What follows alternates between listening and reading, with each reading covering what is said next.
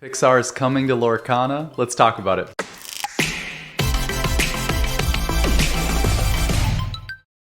So with the latest iteration of the D23 Expo officially in the books, we now have received bits and pieces of news and information that are going to help feed our understanding of what is going to happen in the hobby going forward with respect to new things to come in Lorcana. Now this could be anything from new IPs coming to the forefront with respect to Rescue Rangers or Pocahontas, all the way to announcing the official site for the America Championships for the actual gameplay of Lorcana itself, to my understanding being in Disneyland. Now, as someone who is just a fan of competition, whatever that might be, whether that be specific gameplay or sports and everything in between, I've always believed that the biggest events should be held at the biggest locations. So if this is true, super happy to hear this. And arguably the most exciting and probably most groundbreaking news that we did hear is that yes, Pixar will be coming to the Lorcana world at the start of 2025. So unpacking what this means in specific predictions and what we can expect,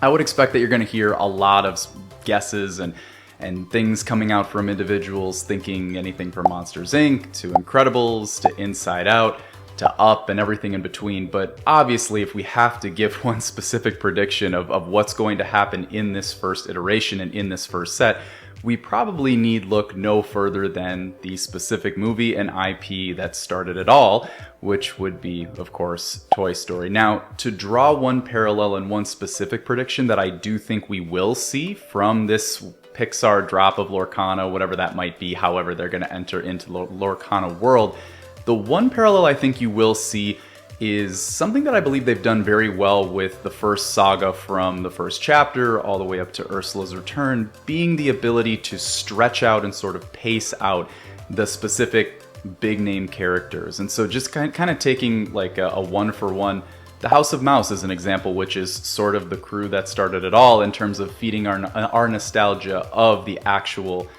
life and love of Disney. You know, we look at the first chapter, we see that we have multiple iterations of Mickey being printed in Enchanted Rare, then finally followed up with Minnie and Goofy getting their Enchanted Rare, and then even spilling into the next saga into Shimmering Skies, all the way to Donald finally getting his Enchanted Rare. A very well done job by Disney Ravensburger of pacing out these key characters. I expect that you'll see something very similar with Pixar in the sense of, in the first specific drop of however they bring these characters in, I seriously doubt it will be a Pixar themed set. I'm sure it will be just Pixar characters coming into a specific set. I would be very surprised if you don't see one or the other between Woody and Buzz coming into that first specific set.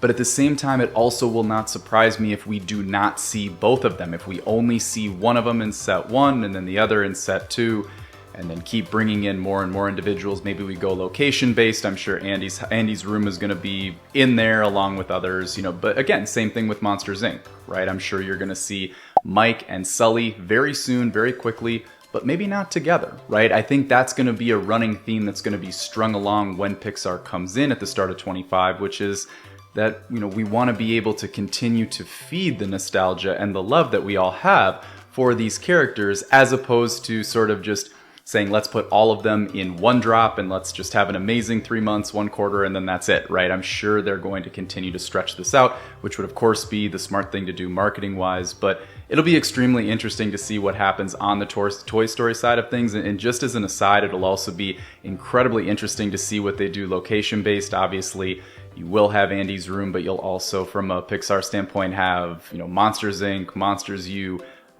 You know, I even heard one idea that would be really cool, which would be like, obviously Inside Out has been just an amazing, you know, box office smash, you know, over the past few months to this point.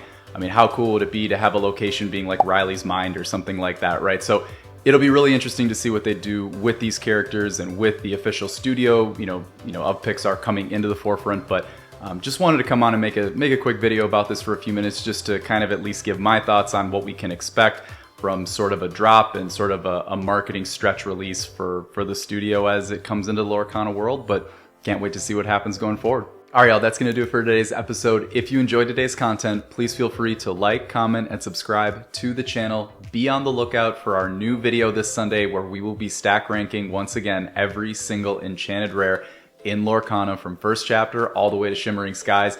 Can't wait to bring that episode to y'all again. But until then, thank you all so much for the support. We are eternally grateful for you all, and we will see you on the other side. Peace out.